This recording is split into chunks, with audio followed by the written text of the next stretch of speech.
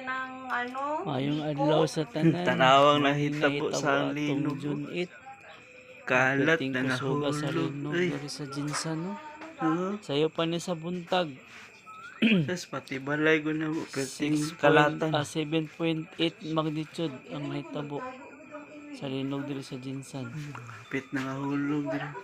7.8 ba to? Ang rip. Oh. Ano na lang yung tingog. Kilang.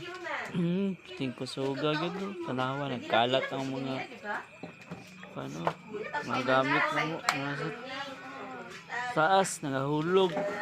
Oh, gikan na Yabo ang pay kuwan. pilit na bugas, nahulog na gikan sa babaw. CR May rami. pambutang.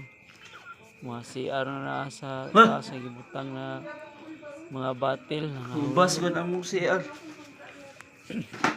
Ting kalata sa among kwarto eh. Mao yun yung pinakakusog na linog na hitabo sa Ang kanal ko ni Maho.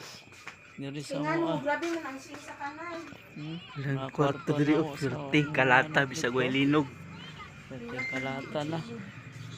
Wa na lagi sila siya. Mga kanak na sila diri oh. Wala diri.